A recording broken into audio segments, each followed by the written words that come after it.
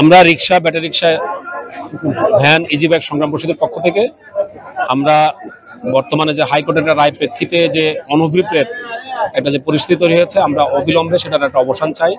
আমরা মনে করি যে মহামান্য সুপ্রিম কোর্টের রায় আছে, সরকারের মন্ত্রিসভার সিদ্ধান্ত আছে বিগত সরকারের, যে প্রধান সড়ক ছাড়া সর্বত্র তারা চলতে পারবে। আমরা মনে করি ওই সুপ্রিম কোর্টের রায়ের আলোকে, মন্ত্রিসভার সিদ্ধান্ত অনুযায়ী এবং যে নীতিমালা চূড়ান্ত হওয়ার পর্যায়ে আছে তার আলোকেই আমরা মনে করি হাইকোর্টের রায় অটোমেটিক্যালি সেটা এটা হয়ে যাওয়ার কথা, কার্যকর না থাকারই কথা। ফলে সেই ব্যাপারে আমরা সরকারের দৃষ্টি আকর্ষণ করছি, এখানে তার যে অ্যাটর্নি জেনারেল কার্যালয় সেটা ব্যাপারে ব্যবস্থা নিবে বা সরকার ব্যবস্থা নিবে, আমরা প্রত্যাশা করি।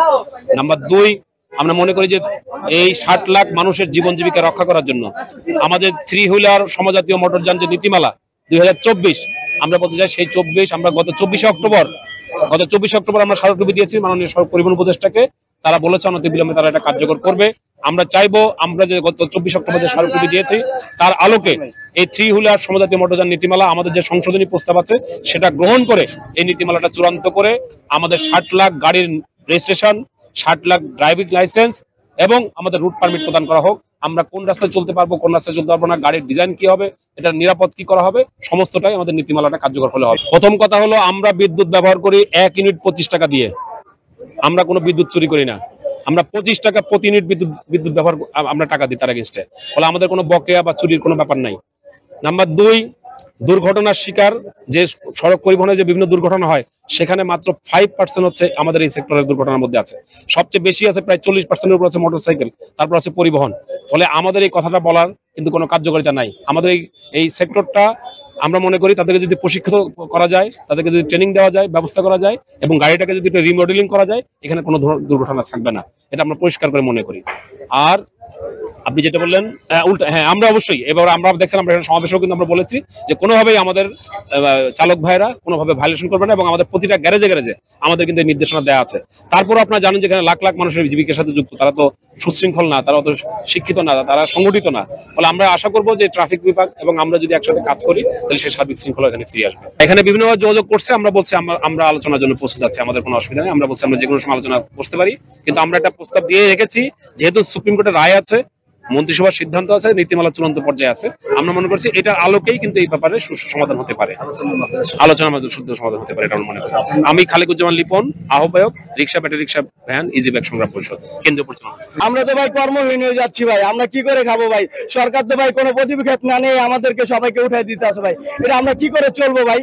আমাদের সকলের কিস্তি আছে, যারা অটোর গাড়ি ড্রাইভার সকলের কিস্তি আছে। 3 দিন ধরে যারা আন্দোলন মিছিল করতেছে, এত কের করে যা দেখেন চাল নাই, কের করে যা দেখেন ডাল নাই। আমাদের তো সরকার কোটি কোটি টাকা নাই ভাই, আমরা কি করে চলবো ভাই?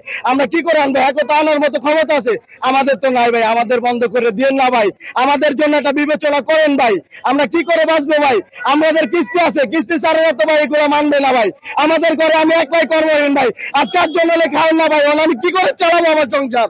আপনারা যদি এটা কিছু বিবেচনা না করেন, আমরা কি মরে যাবো ভাই? আমরা কি বাংলাদেশের মানুষ না? আমরা কি গরিব মানুষ দেখি আমরা মানুষ না? আমাদের কি কোনো একটা বিবেচনা করা যায় না? আমাদের যে কোনো একটা বিবেচনা আপনারা করেন। আপনারা যদি না করেন আমরা কোথায় যাব? আমরা কার সাথে যাব? আমরা কি এই দেশের নাগরিক না? আমাদের কি আমরা এই দেশের ভোটার না?